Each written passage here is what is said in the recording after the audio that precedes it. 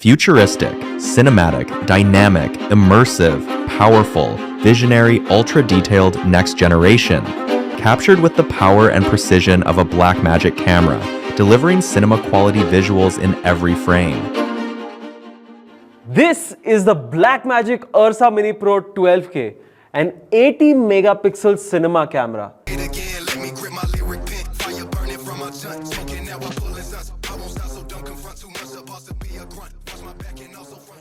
Okay, let's see what's there inside the box.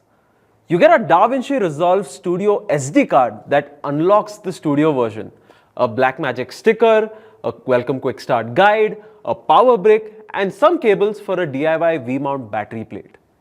But in the box, there is no power cable, so I hope you have a spare one because Blackmagic actually doesn't include one in the box.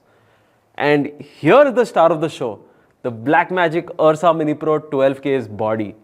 This actually looks like a beast, no? But you might have that question, why shoot in 12K when YouTube only doesn't play 12K? The answer to that is extra detail, because it helps a lot in editing. So in post, you can actually crop and reframe without losing quality, and a sharper original image always will make the final video look very clean.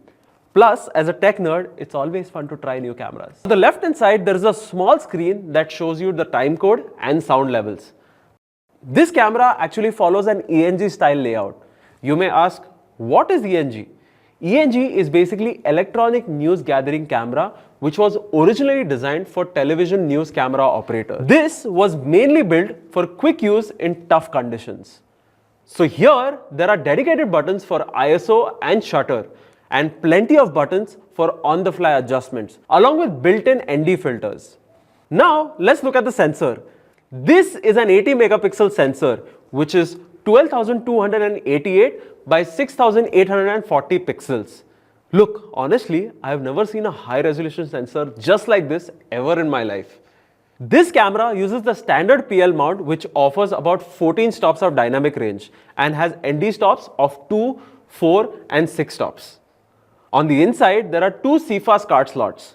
On the top, you get two XLR audio ports and 4 standard quarter-inch mounting threads. Towards the back, it has an SDI out, SDI in, timecode in, and a 12-volt power port. While on the right-hand side, there is an SDI out, a 4-pin XLR, and a rosette for attaching a grip. This camera also has built-in mics on the front and the top for scratch audio. And finally, there's a flip-out screen, which is there in most ENG-style cameras. So now it's time to turn on the camera. So the UI of the camera looks the same as all other Blackmagic cameras.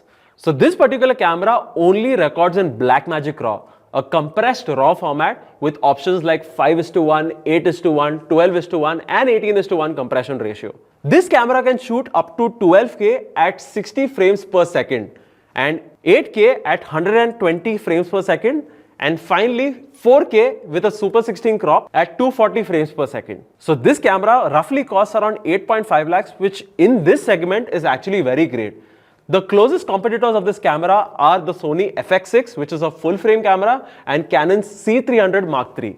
Now let's go ahead and compare the Blackmagic Ursa Mini Pro 12K with the Blackmagic Pocket Cinema 4K. Man, when I look at this footage, there is actually a lot of difference. So now for editing, I need to go buy some extra GPUs because this will not work on my GTX 1080 card.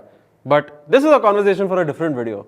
So that's it for this video. Thank you guys for watching this. Don't forget to subscribe, and I will see you guys in the next one. Bye.